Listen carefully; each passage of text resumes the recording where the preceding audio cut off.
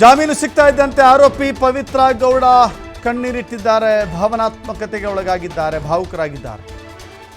ಪರಪ್ಪನ ಅಗ್ರಹಾರ ಜೈಲಿನಲ್ಲಿ 6 ತಿಂಗಳುಗಳಿಂದ ಸೆರೆವಾಸ ಅನುಭವಿಸುತ್ತಿರುವಂಥ ಪವಿತ್ರ ಗೌಡ ಕಣ್ಣೀರಿಟ್ಟಿದ್ದಾರೆ. ಇವತ್ತು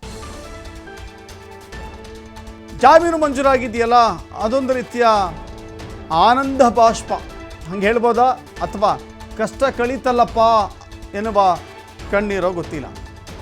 ಷರತ್ತುಬದ್ಧ ಜಾಮೀನು ಹೈಕೋರ್ಟ್ ಕೊಟ್ಟಿದೆ. ಸೊ ಹೀಗಾಗಿ ಅವರು ಖುಷಿಯಲ್ಲಿದ್ದಾರೆ. ಹೌದು, ಖುಷಿಯಲ್ಲಿದ್ದಾರೆ. 6 ತಿಂಗಳುಗಳಿಂದ ಅವರು ಪರಪ್ಪನ ಅಗ್ರಹಾರ ಜೈಲಿನಲ್ಲಿದ್ದಾರೆ. ದರ್ಶನ್ ಪವಿತ್ರ ಗೌಡ A1 ಆಗಿದ್ದರು, ದರ್ಶನ್ A2 ಆಗಿದ್ದರು. ಒಟ್ಟು 17 ಆರೋಪಿಗಳನ್ನು ಅರೆಸ್ಟ್ ಮಾಡಲಾಯಿತು. ಕೆಲವಷ್ಟು ಜನರನ್ನು ಪರಪ್ಪನ ಅಗ್ರಹಾರದಲ್ಲಿ ಇರಿಸಿದರೆ, ಇನ್ನು ಕೆಲವಷ್ಟು ಜನರನ್ನು ತುಮಕೂರಿನಲ್ಲಿ ಇರಿಸಲಾಗಿತ್ತು. ಆನಂತರ ದರ್ಶನ್ಗೆ ಆ ಫೋಟೋಸ್ಗಳೆಲ್ಲ ಆಚೆ ಬಂದ ನಂತರದಲ್ಲಿ ಸಿಗರೇಟು, ಕಾಫಿ, ಐಷಾರಾಮಿ ಜೀವನ, ಮೊಬೈಲ್ ಬಳಕೆ ಅದೆಲ್ಲವೂ ಕೂಡ ತಿಳಿದ ನಂತರ ಕೋರ್ಟ್ ಅವರನ್ನು ಬಳ್ಳಾರಿಗೆ ಶಿಫ್ಟ್ ಮಾಡಿದ್ರು. ಕೆಲವರನ್ನು ಹಿಂಡಲಗ ಜೈಲಿಗೆ ಶಿಫ್ಟ್ ಮಾಡಿದ್ರು, ಬೆಳಗಾವಿ. ಇನ್ನು ಕೆಲವರನ್ನು ತುಮಕೂರಿನಲ್ಲಿಟ್ಟಿದ್ದರು. ಬಟ್ ಪವಿತ್ರ ಗೌಡ ಪರಪ್ಪನ ಅಗ್ರಹಾರ ಜೈಲಿನಲ್ಲೇ ಇದ್ದರು.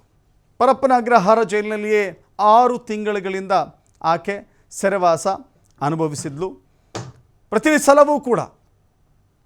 ಸಲವೂ ಕೂಡ ಅವರ ತಾಯಿ ಕೋರ್ಟ್ ಮುಂದೆ ಹಾಜರಾಗ್ತಾ ಇದ್ದರು. ಮಗಳಿಗೆ ಜಾಮೀನು ಸಿಗುತ್ತಾ ಇಲ್ವಾ ಎನ್ನುವ ಆತಂಕದಲ್ಲಿಯೇ ಕೋರ್ಟ್ಗೆ ಬರ್ತಾ ಇದ್ದರು.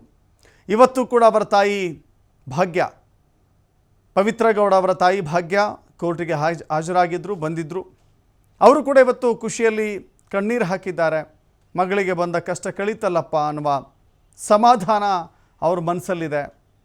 ನಮ್ಮ ಮಗಳು ಏನೂ ತಪ್ಪು ಮಾಡಿಲ್ಲ ಅಂತ ಕೂಡ ಅವ್ರು ಮಾತನಾಡಿದ್ದಾರೆ ಭಾಗ್ಯ. ಇದರ ಜೊತೆಗೆ ಒಂದು ಕಡೆ ತಾಯಿ ಹೊರಗಡೆ ಕಣ್ಣೀರಾಗ್ತಾ ಇದ್ದರೆ, ಇನ್ನೊಂದು ಕಡೆ ಮಗಳು ಜೈಲಿನಲ್ಲಿದ್ದುಕೊಂಡೇ ಕಣ್ಣೀರು ಹಾಕಿದ್ದಾರೆ.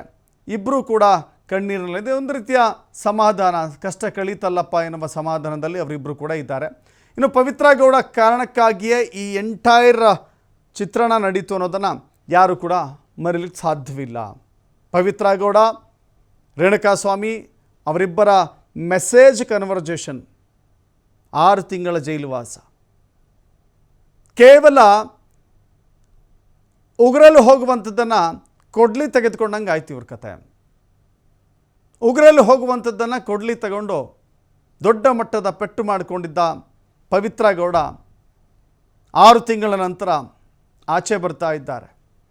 ಆವತ್ತೇ ರೇಣುಕಾಸ್ವಾಮಿ ಮೆಸೇಜ್ ಮಾಡಿರೋದನ್ನು ಒಂದು ಸಣ್ಣ ಕಂಪ್ಲೇಂಟ್ ಕೊಟ್ಟಿದ್ದರು. ಕಾನೂನು ಪ್ರಕಾರವಾಗಿ ಕ್ರಮ ಆಗ್ತಿತ್ತು. ರೇಣುಕಾಸ್ವಾಮಿ ಇರಿಟೇಟ್ ಮಾಡ್ತಾ ಇರಲಿಲ್ಲ. ರೇಣುಕಾಸ್ವಾಮಿಯನ್ನು ಪೊಲೀಸರು ವಿಚಾರಿಸ್ಕೊಳ್ತಾ ಇದ್ದರು.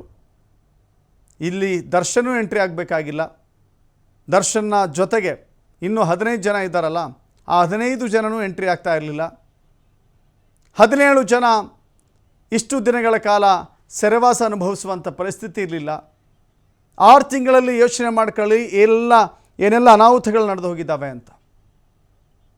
ಕೆಲವಷ್ಟು ಆರೋಪಿಗಳಿಗೆ ಜಾಮೀನು ಸಿಕ್ಕರೂ ಕೂಡ ಷರತ್ತುಗಳನ್ನು ಪೂರೈಸಲಿಕ್ಕಾಗಿಲ್ಲ, ಅವರಿಗೆ ಬಾಂಡ್ಗಳನ್ನ ಕೊಡಲಿಕ್ಕಾಗಿಲ್ಲ.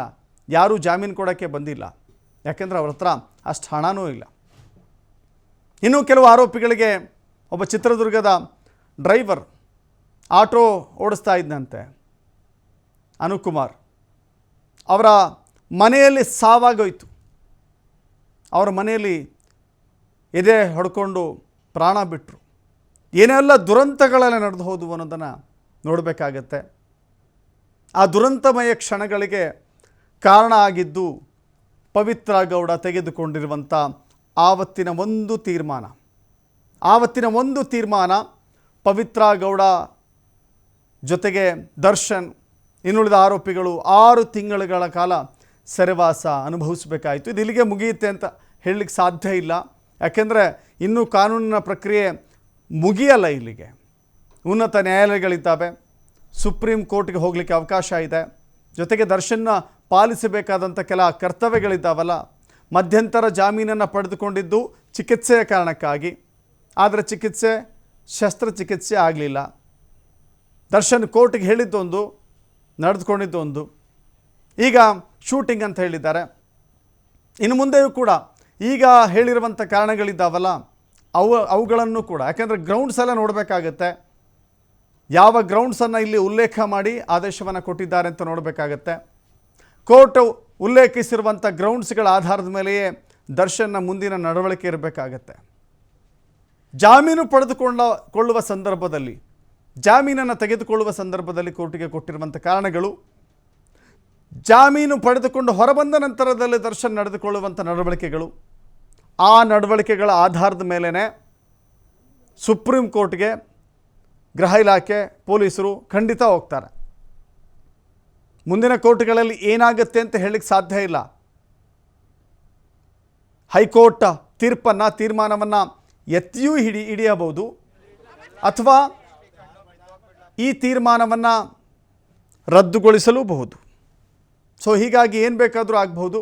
ಸದ್ಯಕ್ಕಂತೂ 6 ತಿಂಗಳ ಸೆರೆವಾಸದ ಬಳಿಕ ದರ್ಶನ್, ಪವಿತ್ರ, ಇನ್ನುಳಿದ ಆರೋಪಿಗಳು ಜಾಮೀನನ್ನು ಪಡೆದುಕೊಂಡಿದ್ದಾರೆ.